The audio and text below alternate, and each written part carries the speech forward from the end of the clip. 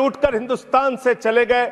मान्यवर, मैं बड़ी विनम्रता पूर्वक कहना चाहता हूं, मित्रों बड़ी डिलीटेड जी, डिफिकल्टी। ठीक है सर। मान्यवर, मैं बड़ी विनम्रता पूर्वक आपके माध्यम से पूछना चाहता हूं, क्या इस देश की अर्थव्यवस्था में रेहड़ी पटरी वालों का कोई योगदान नहीं? जो 10 करोड़ रेहड़ी पटरी वाले पूरे देश में हैं, उनका कोई योगदान नहीं है क्या मान्यवर? वो भी सरकार को टैक्स भरते हैं। आपकी सरकार उनको भी फूटी आंख से देखना नहीं चाहती। आपने रेहड़ी पटरी वालों को कहा अपने नाम के आगे नेम प्लेट लगाओ, अपने नाम के आगे नेम प्लेट लगाओ। हिंदुओं की, मुसलमान, दलितों के पीछे आदिवासी हो, क्या हो ये बताओ। मैं पूछना चाहता हूं, आपके माध्यम से सरकार के कहना चाहता हूं, मान्यवर, अगर नेम प्लेट लगवाना है तो लगवाइए गले में नेम प्लेट। नीरव मोदी के गले में नेम प्लेट लगवाइए कि 20,000 करोड़ रुपए हिंदुस्तान का वो बाकी है। लगवाइए नेम प्लेट। 10,000 करोड़ रुपए विजय माल्या हिंदुस्तान का बाकी है। लगवाइए नेम प्लेट गले में ललित मोदी के कि 3,000 करोड़ रुपए हिंदुस्तान का लूट के भाग गया। लगवाइए नेम प्लेट मान्यवर। मैं कहना चाहता हूं नितिन संदेशरा के कि वो 6,000 करोड़ रुपए हिंदुस्तान का लूट के भाग गया। लगवाइए नेम प्लेट अडानी के कि 2.5 लाख करोड़ रुपए का कर्जा आपने एक आदमी को दे रखा है। लगवाइए नेम प्लेट उन पूंजीपतियों को जिन्होंने हिंदुस्तान की बैंकों को खाली करने का काम किया। मान्यवर, मैं तो ये कहना चाह रहा था आपके माध्यम से कि इस तरह के काम देश के अंदर नहीं होने चाहिए। भारत एक धर्मनिरपेक्ष राष्ट्र है और हम जानते हैं अपनी सामाजिक व्यवस्था में, मैं जानता हूं इनके मन में दर्द होगा मान्यवर, अभी चुनाव हारे हैं ये उत्तर प्रदेश में, तो वहां पर अगर कोई बोर्ड लगाएगा जाटव ढाबा, एक सेकंड, जाटव ढाबा कोई लगाएगा, कोई अपने ढाबे के आगे अगर वाल्मीकि ढाबा लिखेगा तो आप लोग उसके यहां खाने नहीं जाओगे। मैं जानता हूं आपकी मानसिकता। आप वो लोग हैं जिन्होंने भारत के तत्कालीन राष्ट्रपति श्री रामनाथ कोविंद जी को प्रभु श्री राम के मंदिर के शिलान्यास में नहीं बुलाया। आप वो लोग हैं जिन्होंने मौजूदा राष्ट्रपति श्रीमती द्रौपदी मुर्मू जी को राम मंदिर के उद्घाटन में नहीं बुलाया। आप दलितों से, पिछड़ों से, आदिवासियों से, अल्पसंख्यकों से, मुसलमानों से नफरत करने का काम करते हैं। ये आपकी सच्चाई है। इसलिए नेम प्लेट मत लगवाइए। नेम प्लेट लगवाना है तो जिन्होंने देश की बैंकों को लूटा है उनका नेम प्लेट लगवाइए। और मान्यवर, मैं आपसे, आपके माध्यम से इस सरकार से कहना चाहता हूं, इनका बजट पढ़ रहा था मान्यवर, जेलों को भी इन्होंने कम बजट दिया। अरे जेल का बजट तो बढ़ा दीजिए, 300 करोड़ रुपए जेल का बजट बढ़ा दीजिए। अरे अभी हमको जेल में भेजा है, कल तुमको जेल में आना है, तुम सबको जेल में आना है। जेल का बजट बढ़ा दो, जेलों को ठीक कर दो, अगला नंबर तुम्हारा है, तुम्हें जेल में आना है। कम से कम जेलों को तो ठीक कर दो, अगला नंबर तुम्हारा।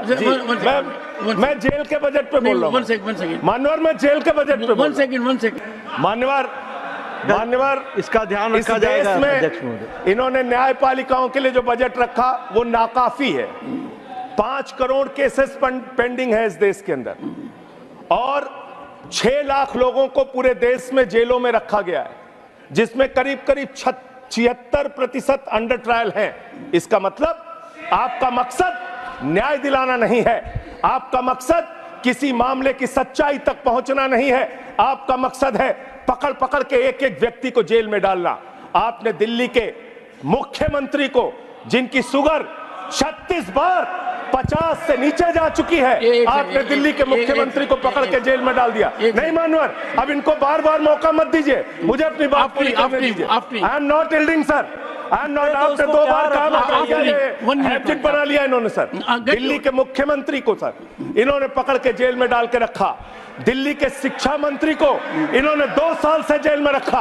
दिल्ली के स्वास्थ्य मंत्री को इन्होंने 2 साल से जेल में रखा।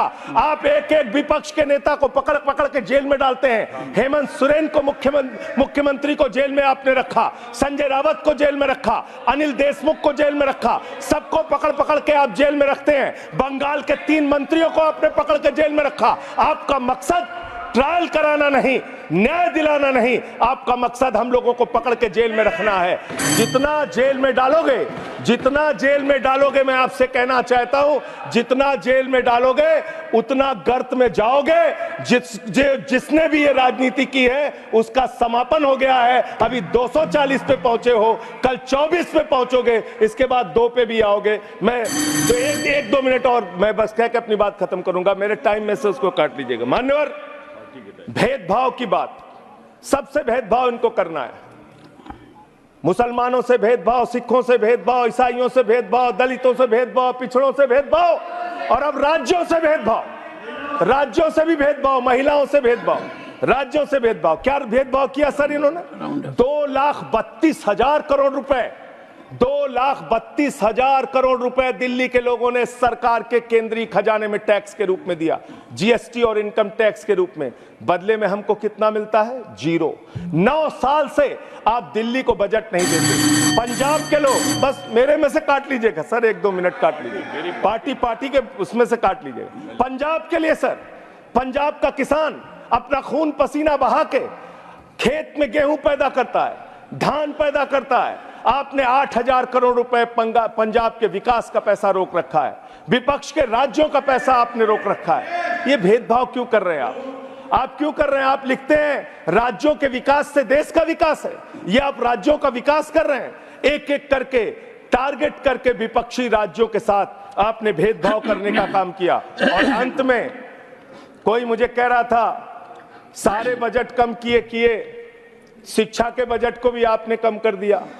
मैंने इन लोगों से कहा शिक्षा से इनका कोई लेना देना नहीं है, शिक्षा से इनका कोई लेना देना नहीं। मान्यवर, क्यों लेना देना नहीं है? क्योंकि दिल्ली विश्वविद्यालय में मनुस्मृति पढ़ाने जा रहे हैं ये लोग। मनुस्मृति पढ़ाएंगे कि दलितों के, पिछड़ों के, जिनको आप शूद्र कहते हैं, आप शूद्र कहते हैं, अगर वो श्लोक सुन लेंगे तो उनके कान में पारा आप कैसे डालेंगे? ये पढ़ाई आप कराने जा रहे हैं दिल्ली विश्वविद्यालय में, ये पढ़ाई आप कराने जा रहे हैं। इसलिए मान्यवर, मैं आपसे यही कहना चाहता हूं, ये बजट हिंदुस्तान के किसान के खिलाफ है, ये बजट हिंदुस्तान के नौजवान के खिलाफ है, ये बजट हिंदुस्तान के व्यापारियों के खिलाफ है। ये बजट सिर्फ और सिर्फ मोदी जी के मित्रों के लिए बनाया गया है, मित्रों के लिए बनाया गया है, मित्रों के लिए बनाया गया है।